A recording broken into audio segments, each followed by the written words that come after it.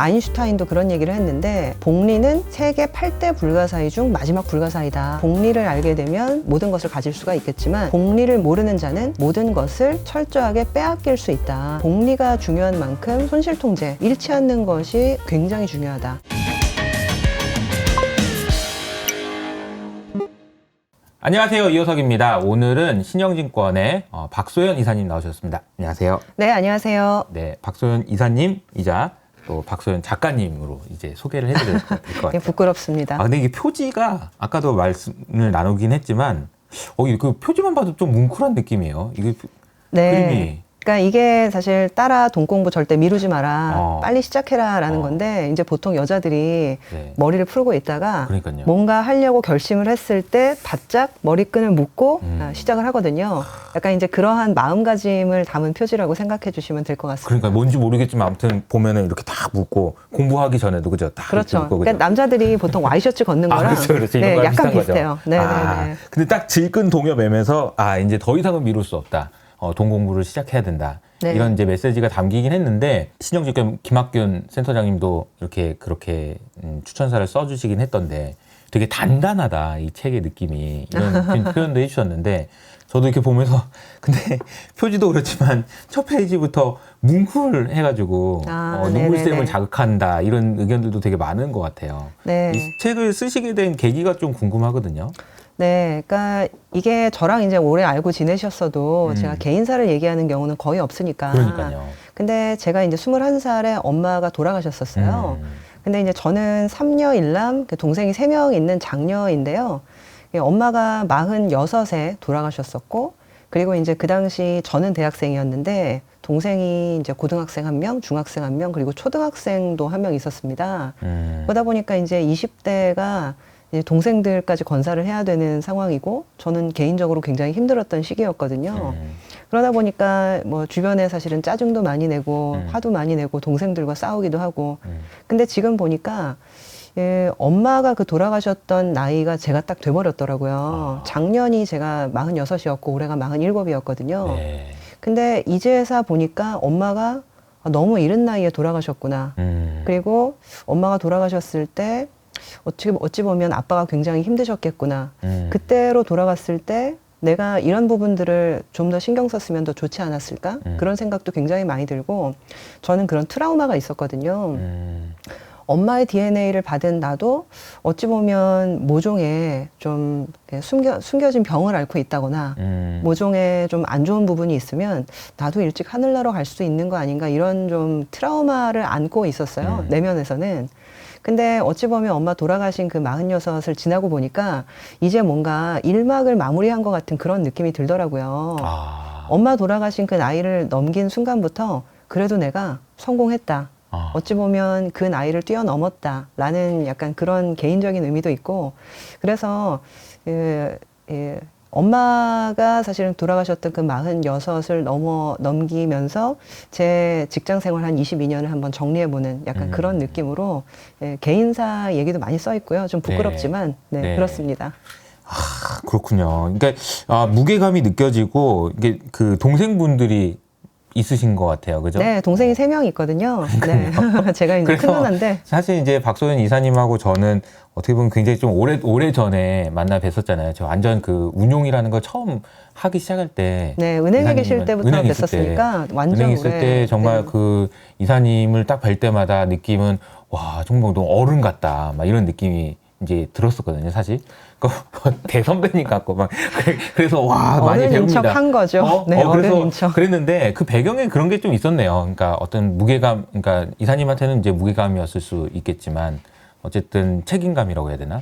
그러니까 주변에 계신 많은 분들이 이사님을 얘기할 때 정말 닮고 싶은 사람이라고 하면서도 또 책임감도 많이 있으시다. 뭐 이런 이야기도 많이 해주신 것 같아요. 네, 그게 뭐 사실 긍정적으로 봐주시면 그런데 너무 어렸을 때부터 이제 애어른 같다. 뭐 이런 얘기도 되게 많이 들었고. 근데 이제는 좀 이 46이라는 나이를 넘어선 게 개인적으로도 상당히 좀 의미가 있어서 이제부터는 좀 이제 제 스스로 하고 싶은 일 하면서 그리고 이제 어떤 식으로 좀 사회에 기여하고 저희 아이들한테도 좀 남길 수 있는 유산이 뭐가 있을까 그런 거 생각하면서 한번 살아보고 싶더라고요. 저도 이제 40이 중반이거든요. 이사님은 그렇게 큰 차이가 안 납니다. 같이 늙어가는 처지예요. 근데 이제 요즘에 이제 그런 생각을 많이 해요. 이제 40 정도 나이가 이제 오래 살잖아요. 이제 과거의 40이랑 또 다른 느낌이긴 해요. 맞아요. 그래서 약간 뭐 아직도 청년 아닐까 뭐 이런 생각도 좀 하고, 그런데 또 한편으로는 내 인생도 한번 뒤돌아봐야 되는 나이이기도 하고요. 가장 제가 약간 아쉬우면서도 제가 책을 쓰게 된 계기가 제가 20대, 30대 중요 과정들을 보통 거치면서 제 속내를 얘기하면서 상담할 수 있는 존재가 어찌 보면 부모님, 그 중에서도 엄마거든요. 네. 근데 이제 저는 첫째인데다가 언니도 없고 엄마가 안 계시다 보니까 중요 순간마다 어떻게 행동해야 될지 아니면 어떤 결정을 해야 될지 좀 고민이 되는 순간들이 많았거든요.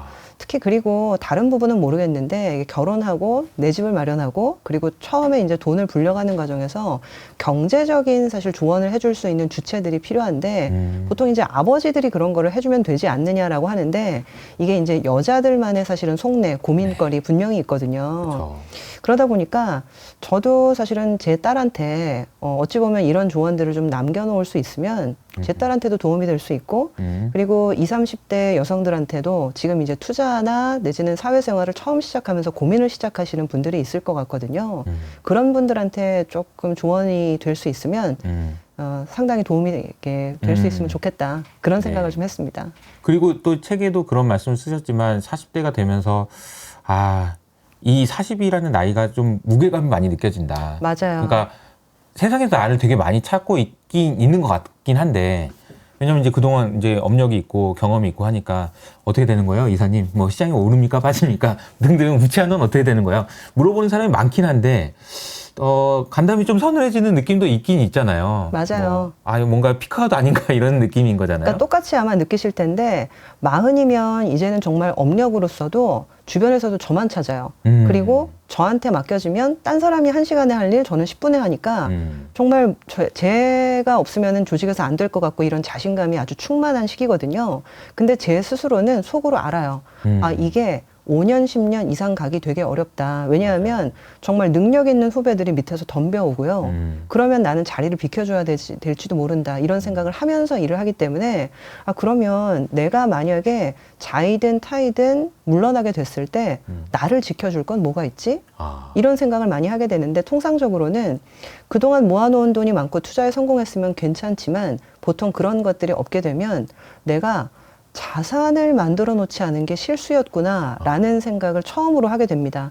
왜냐하면 보통 30대까지는요 일을 열심히 하니까 월급도 좋고 캐시플로우도 좋고 그쵸. 그리고 보통은 사실은 이 계속 월급이 늘어나니까 소비를 조금 많이 해도요 큰 부담이 없어요. 근데 보통 이제 기업을 볼 때 대차대조표 있고 현금 흐름표 있고 그리고 손익계산서 있는데 손익계산서나 현금 흐름표가 훌륭해도 대차대조표가 부실하면 40 그리고 50 돼서는 내가 잘못 살았다는 생각을 처음으로 하게 됩니다. 그래서 저는 이 40이라는 것이 대차대조표를 점검해보는 첫 시기가 되는 그런 나이라고 보고 있고 그래서 이제 자산 형성에 대해서 본격적으로 고민을 하셔야 되는 시기가 40이다. 그런 생각을 좀 했어요. 이사님 같은 경우에는 그렇게 고민을 하시는 거고, 만약에 이제 대부분의 이제 많은 분들은 나를 많이 찾아주니까 어깨가 으쓱으쓱하고 이게 영원할 것 같고 그러다가 마지막에 이제 한 5년, 10년 후에 그게 아니라는 사실을 알게 됐을 때 떼를 쓰시는 분들을 저는 많이 봤거든요. 아니야, 나는 아직도 막 이런 분들을 많이 봐서 주변을 힘들게 하시는 분도 많이 봤고, 그리고 자산을 많이 형성해 놓고 이렇게 여유 있게 하시는 분도 있는가 하면 그게 뭐 뜻대로 되진 않잖아요. 그래서 어떻게 보면은 이 책을 읽어야 되는 이유가 거기도 있는 것 같은데 40대에 가서 준비하기는 너무 늦는 거잖아요. 맞아요. 그러니까 어렸을 때부터 이런 고민들을 해야 되는 거죠. 이번에 저희 이제 버크셔에서 웨이 주주총회 저희 회사에서 한번 다녀오는 게 어떠냐 해서 제가 갔다 왔어요. 저는 작년에 갔다 왔거든요. 그러셨구나. 네. 그러니까 뭐 사실 감상이 어떠셨을지 모르겠는데 저는 제일 감동스러운 포인트가요. 그 오전 오후에 Q&A 세션을 하는데 어린이들이 나와서 질문을 하더라고요. 맞아요. 저는 그게 가장 좀 감명스러웠는데 제가 알고 보니까 일부러 질문 한 3-4개 정도는 어린이 내지는 청소년, 미성년자한테 배분을 한다 하더라고요. 그래서 이제 질문을 하려면 일단 공부를 해야 되고 좋은 질문을 하려면 본인이 끊임없이 탐구를 해야 되기 때문에 맞아요. 그 질문하는 과정에서 경제나 투자에 관심을 가지게 된다. 그래서 이게 어떻게 보면 좀 경제 교육을 위해 필요하다. 이런 생각 때문에 그렇게 한다 하더라고요.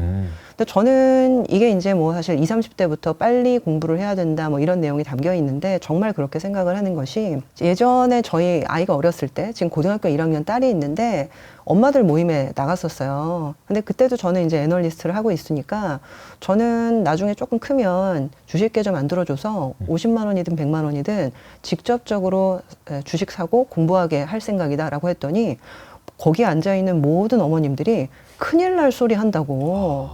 아니, 이 돈을 애들한테 먼저 가르치는 거 절대 아니다. 아하. 그리고 돈을 먼저 배우면 공부 안 한다? 되바라진다? 아하. 이렇게 얘기하시면서 자기는 그건 진짜 아니라고 생각한다고 제 면전에서 얘기를 하시더라고요. 그분들 앞에 제가 초등학생을 위한 경제책을 갖다 드리면 이거 큰일 날 소리 하고 있네 이러겠네요. 그러니까 요새 이제 세태가 좀 바뀌었을 수도 있죠. 그것만 해도 한 10년 전 일이니까 그쵸. 이제는 좀 바뀌었을 수 있는데 제가 그때 너무 깜짝 놀랐어요. 사실 21세기에 그리고 이제 우리나라 선진국 됐고 이제는 사실은 자산 형성이 충분히 돼서 이제는 투자를 어떻게 해야 되느냐를 고민하는 시기로 접어들고 있다고 저는 보는데 어머님들 마인드는 아직까지 그게 아니었던 거예요. 그래서 미국의 그런 관행이 가서 보니까 상당히 부럽다 이런 생각을 좀 많이 했고 그래서 이제는 사실 재테크라는 거는 30대 때 하는 거다 이런 사고에서 좀 벗어나서 20대 때 그리고 10대부터도 경제 공부를 할 수 있는 좀 그런 문화가 생겨났으면 좋겠다 그런 개인적인 바람을 갖고 있어요. 아마 이제 1년 후, 3년 후 혹은 그 이후에는 좀 이사님의 계획도 관련돼서 좀 있으신가요? 아직 계획은 전혀 없고요. 계획까지는 아니고. 근데 앞으로는 좀 하고 싶다는 생각이 있더라고요. 이게 사실 자본시장 근무하다 보면 이게 이제 보통 제로섬이라는 얘기를 많이 하잖아요. 그래서 누군가는 돈을 벌면 누군가는 또 잃게 되고 뺏어가는 느낌이죠. 네, 그래서 이제 투자가 잘 되면 제가 부자가 되지만 사실 한편에서는 또 손실을 본 사람이 있으니까 이게 어찌 보면 이게 사회적으로는 부를 창출하는 약간 좀 기능을 하고 있는 건가 이런 생각들도 들 때가 있어요. 네. 근데 어찌 보면 이게 사실은 자본시장이 성숙하는 하나의 과정이라고 생각을 하면 제가 기여할 수 있는 부분이 뭘까라고 생각하면 청소년 경제교육이나 이런 것들을 나중에 좀 종사할 수 있으면 좋겠다는 생각을 하고는 있어요. 네. 근데 뭐 아직까지는 좀 현업에서 열심히 애널리스트를 잘하고 계시니까 네네. 그리고 많은 분들이 지금 엄청 찾고 계시잖아요. 아니에요. 2부에서 여쭤보겠지만 도대체 시장 어떻게 되는 겁니까? 물어보는 분도 많고 네. 그렇잖아요. 그런데 이제 저도 작년에 버크셔 갔다 와가지고 그 어린 아이가 질문했던 게 저도 아직 기억이 나거든요. 네네. 근데 그 여자 아이가 이번에도 또 질문했더라고요. 맞아요. 정확하세요. 정확하세요. 딱 근데 그 보셨네요. 아이가 이번에 질문했을 때는 버핏 할아버지 지금 부채 한도가 어떻게 되고요? 지금 31.4조나 지금 부채가 있어요. 어떻게 되는 겁니까? 달러 패권 막 이런 거 물어봤었고 맞아요. 그때는 또 뭐 인플레이션이 어떻게 되는데 막 물어보더라고요. 그러니까 대본처럼 자기가 써온 거를 있더라고. 근데 저는 작년에 마지막에 이제 질문을 인플레이션 어쩌고저쩌고 막 하다가 마지막에 뭐라고 질문했냐면 그 여자아이가 근데 뭐 사요? 이렇게 질문했거든요. 맞아요. 그 내용을 저도 그게 인상 깊어서 책에다가 집어넣어놨거든요. 맞아요. 근데 진짜 한 종목을 딱 찍어달라고 얘기해가지고 장안이 먼저 완전 웃을 다 뻔하다 웃고, 됐어요 그때. 예. 예. 근데 그때 뭐라고 했는지 기억나시죠? 버핏 버핏이? 할아버지가 그렇게 네. 얘기했죠. 야 너한테 투자해. 맞아요. 그랬어요. 네네네. 그래가지고 이제 invest in yourself 이번에 가보니까 그 invest in yourself라는 그러니까 너 자신에게 투자하라. 그게 이제 인쇄가 된 이 티셔츠에다가 뭐 기념품들이 그냥 널려 있더라고요. 맞아요. 그래서 저는 그 옷 입고 이제 그 다음날 마라톤도 뛰었거든요. 그러셨구나. 그게 이제 인베스트 인 유어셀프를 마라톤을 거기다 넣은 것 같다라는 생각이 들었어요. 마라톤을 뛰면서. 나한테 투자한다는 게 여러 가지가 있겠지만 나의 건강에도 투자해야 되고 이런 거잖아요. 그러니까 나한테 투자하는 게 지금 ROI가 제일 높은데 뭘 종목을 찍어달라고 그래, 어린애가. 이런 느낌인 거죠. 그죠? 근데 가장 중요한 거는 결국에는 20, 30대에는 종잣돈을 만들어야 되는 시기잖아요. 근데 그 종잣돈을 만들어야 되는 게 뭐 엄마 아빠가 부자라서 나한테 이제 뭔가 증여를 해주거나 상속을 해주면 참 좋겠지만 그런 사람들은 사실 대한민국에 1%도 안 되는 거잖아요. 맞아요.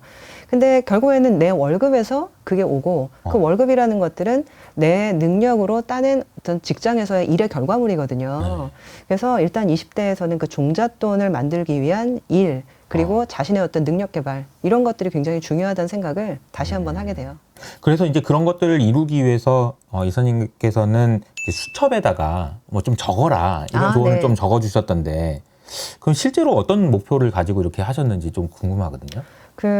일단은 이게 투자를 할 때는 당연히 싸게 사서 비싸게 팔아야 되잖아요. 근데 보통은 이게 싼지 안 싼지에 대한 나름의 기준을 정해야 되는데 그러려면 히스토리를 알아야 되거든요. 그러니까 예전에는 사실 이 주식이 12배 거래가 됐는데 지금 17배라고 하면 이게 싼가 비싼가 판단을 해야 되는데 과거에 12배 거래된 적이 있었다라는 걸 모르면 17배가 싸 보일 수도 있는 거거든요. 그래서 어찌 보면 그런 것들을 판단하기 위해서 지식을 누적해가는 과정이 있어야 되는데 뭐 요새 유행하는 사실 챗 GPT처럼 여러 가지 데이터들을 누적해가는 과정이 있어야 되는 거죠. 그리고 그거를 분석해서. 그래서 저는 지금 뭐 22년 차 애널리스트이긴 한데요. 지금 약간 버릇처럼 제가 하고 있는 게 아침마다 출근할 때도 그렇고 와서도 그렇고 일간지를 3개 정도 보고 있어요. 그래서 아마 이제 같이 다 하시는 일일 텐데 외신 그리고 이제 국내 신문 한 3개 정도는 기본적으로 보는데 3개를 다 꼼꼼히 보면 굉장히 시간이 많이 걸리기 때문에 일단은 헤드라인만 30분 동안 빠르게 봅니다. 그리고 그 3개에 대한 헤드라인을 보고서 제 마음에 꽂히는 기사나 내용들이 분명히 있어요. 그래서 그것들을 위주로 해서 내용을 정리해보고 저만의 어떤 해석 그리고 저의 어떤 생각 이런 것들을 메모화해서 매일매일 누적을 하고 있거든요. 그래서 그런 것들을 텔레그램에 한 7시 반에서 8시 사이에 항상 올라오죠. 아, 맞아요. 그때 텔레그램에 올리는 것들의 사실 일부가 어떻게 보면 다 이제 메모장에 있는 것들이거든요. 근데 그런 거를 지금 한 10년 넘게 하고 있는데 10년 넘게 그게 루틴화 된 거죠. 그래서 이제 데일리 루틴이라고 할 수 있는데 저는 이런 식으로 사실 꼭 이렇게 하실 필요까지는 없는데 나만의 루틴을 한번 만들어 보면 굉장히 좋을 것 같아요. 이게 사실은 저는 이제 신문 읽는 거를 선택을 했지만은 일주일에 한 번씩 뭔가 소모임을 가지실 수도 있고요. 그리고 이제 일주일에 한 번씩 약간 결산해 보는 형태로 해서 글을 써보실 수도 있고 여러 가지 루틴이 있을 텐데 이게 너무 무거워도 안 되거든요. 왜냐하면 너무 무겁고 힘들면 중간에 하다가 시작도 못하고 포기하게 되는 경우가 많아서 루틴이 아니게 되거든요. 그래서 일단 내가 한 5년, 10년 지속할 수 있다도 아니고 한 1년 할 수 있겠다라고 하는 가벼운 루틴을 하나 만들어 보시는 게 저는 굉장히 중요하다 생각을 해요. 네. 그런데 이제 사람이라는 게 항상 루틴을 정해놓고 해야지 하다가도 뭐 다이어트가 그렇잖아요. 항상 뭐 하다 보면 안 하게 되고 그런 과정에서도 이사님만은 그걸 극복하는 그 노하우 같은 것도 있으실 것 같긴 하거든요. 하나는 좀 이제 강제한다? 약간 이런 부분인데요. 이게 이제 저 혼자 약속하면 저 혼자 어겨버리면 그냥 끝나는 거잖아요. 그쵸. 그래서 어찌 보면 이 다른 사람과 이제 약속을 하는 과정, 그리고 그것들을 약간 강제해서 좀 픽스하는 과정, 그런 것들을 하나 만들어 놓으면 좋을 것 같더라고요. 예를 들면 요새 뭐 공부하거나 다이어트 할 때 같이 뭐 출석 체크를 하는 앱이라든지 이런 것들이 많은 것처럼 저는 요번 책을 쓸 때도 사실 5년 전쯤 어떤 출판사에서 저한테 책을 쓰자고 제안을 하신 적이 있었어요. 근데 이제 그때 하자고 해놓고서 결국엔 6개월, 8개월 지나도 진도가 안 나가서 죄송합니다, 못하겠습니다 하고서 제가 철회한 적이 있었거든요. 근데 이번에 또 책을 쓰자는 제안이 들어왔는데 또 그때처럼 될까봐 못할 것 같더라고요. 근데 그 대신 요번에는 한번 루틴을 만들어 보자라고 생각을 해서 출판사에서 답이 있든 답이 없든 매주 A4 한 장에서 한 2장 정도의 짧은 글을 일주일마다 한 번씩 보냈어요. 그렇게 1년 넘게 보냈거든요. 그래서 이제 1년 넘게 하다 보니까 원고가 상당히 쌓였더라고요. 그쵸. 그래서 이제 그걸 편집하고 에디팅해서 나온 책이 사실 요번 책인데 그런 식으로 나 혼자 약속을 하면 그 약속이 깨질 수가 있기 때문에 그쵸. 누군가에게 선언하고 해보는 것도 방법일 수 있거든요. 그래서 오히려 내가 결심한 부분들을 밖으로 꺼내서 얘기를 하고 그래서 내가 이것들을 지켜보겠다라고 얘기하면 쉽게 안 깨지는 약속이 되기 때문에 그런 것도 하나 방법일 것 같아요. 그러게요. 약속을 이제 지킬 수밖에 없는 약속을 하고 그렇죠. 좀 더 좋은 방법은 돈을 걸면 됩니다. 그러니까 안 할 수가 없어요. 네네네. 네, 그래서 이제 뭐 사실 저도 이제 네이버 프리미엄 컨텐츠라고 요즘에 돈을 받고 있거든요, 제가. 그러네요. 안 할 수가 없어요. 그러니까 네. 어쩔 수 없이 하게 되는 그런 것 같다라는 생각도 드는데, 이제 이 책에 보면은 정말 조언이 50개, 그러니까 1년 정도 쓰셨다고 했는데 정말 52주 동안 매주 쓰셨나 봐요. 근데 이 내용 중에서 이것만큼은 좀 꼭 한번 들려주고 싶다 이런 조언이 있을까요? 뭐 다른 거 다 중요한데요. 네. 중간에 보면은 이제 복리의 법칙이라고 있습니다. 72의 법칙이라는 네. 건데 아시겠지만은 이게 되게 유명한 공식이에요. 아인슈타인도 그런 얘기를 했는데 복리는 세계 8대 불가사의 중 마지막 불가사의다. 그래서 이제 복리를 알게 되면 어떻게 보면 모든 것을 가질 수가 있겠지만 복리를 모르는 자는 모든 것을 철저하게 빼앗길 수 있다. 굉장히 이제 무서운 거죠. 그래서 실제로 복리를 모르면 왜 빼앗기냐. 이게 사실 저는 인플레이션이 무서운 것만큼 복리가 굉장히 무섭다 생각을 하는데 네. 원금이 2배가 되는 기간을 계산할 수 있더라고요. 예를 들면 금리가 1%일 때는 70이 나누기 1을 하는 거예요. 그러면 72죠. 네. 원금이 2배가 될 때 72년이 걸리는 겁니다. 그런데 이제 금리가 2%일 때는 72 나누기 2. 그러면 36년이 걸리는 거거든요.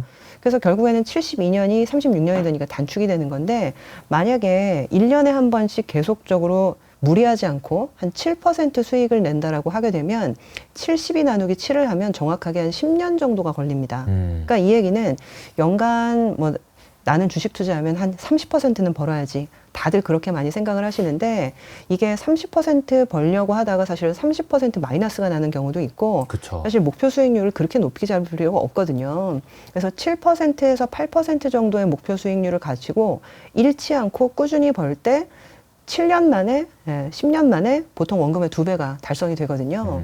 그래서 이런 것들이 어떻게 보면 일찍 시작하는 것이 굉장히 중요하고 그리고 이 복리를 이용해서 돈을 불려가는 이 종잣돈을 불려가는 이 워렌 버핏 자서전 그 내용 제목 중에 하나가 스노우볼이라는 게 있잖아요. 결국엔 이게 스노우볼을 만들어가는 과정이 사실은 복리거든요. 그래서 실질적으로는 주식을 좋은 종목을 골라서 투자를 잘하고 이런 것들이 어떻게 보면 투자의 기본이다라고 생각을 하시지만 사실상은 종잣돈을 만들어가고 불려가는 그런 과정에서는 가장 중요한 것은 이 복리 이것들을 이해하는 것이 중요하다. 그렇게 저는 보고 있습니다. 네. 복리 그러면 이제 익스포넨셜 이렇게 이런 멋진 그림이잖아요. 네네. 이 멋있는 그림에는 두 가지 양면성이 있는 것 같아요. 이게 한쪽은 인내가 있어야 되는 거고 천천히 올라가잖아요. 처음에는. 네. 마지막에는 이렇게 올라갈 수 있다라는 거는 또 희망을 가질 수 있는 거 아닌가. 어떻게 보면 젊은이들이 다 집값이 저렇게 돼가지고 희망을 놓고 막 이렇지만 사실 복리 법칙을 제대로 이해한다면 달성하지 못하리란 법도 없거든요. 그리고 또 하나 중요한 거는요. 이 복리의 법칙을 활용하려면요. 절대 잃지 말아야 됩니다. 그러니까요. 네. 그러니까 이게 사실 손실이 한 번 났을 때 그 복구하는 게 얼마나 어려운지는 아마 투자를 해보셨던 분은 아실 맞아요. 텐데 아시겠지만 50%가 손실이 손실이 나면 2배를 벌어야 복구가 되는 거거든요. 그렇기 때문에 이제 아마도 그 펀드 매니저 하셨을 때 경험하셨겠지만은 손절매를 전문 투자자들은 굉장히 중요하게 여기거든요. 맞아요. 그래서 이제 손절매를 3% 해야겠다, 5% 하겠다, 내지는 7% 해야겠다 룰을 정해놓고 묻지도 따지지도 않고 그 선에서는 손실을 끊어주는 역할을 이렇게 훈련받는 형태로 많이 하는데 저는 그런 것들이 사실은 잃으면 복구하기가 너무 어렵기 때문에 그렇다고 저는 보고 있거든요. 그래서 그 복리가 중요한 만큼 사실 손실 통제, 결국에는 내 심리 통제라고 저는 보고 있는데 잃지 않는 것이 의외로 굉장히 중요하다라는 거 말씀을 드리고 싶어요. 여러분 이 책이 이제 따라 돈 공부 절대 미루지 마라. 이제 저희 이제 이효석 제가 쓴 12살 경제 놀이터를 보시면 미루지 않은 거긴 하겠지만 만약에 이제 좀 더 나이가 있으시다. 제 생각에는 중학생? 고등학생부터는 읽으실 수 있지 않을까요? 네, 사실 저희 딸이 고등학교 1학년인데요. 저희 딸이 읽을 수 있다라고 생각하고 쓴 책이기 때문에 네네. 사실 20, 30대도 많이 읽으시겠지만 고등학생 정도만 돼도요.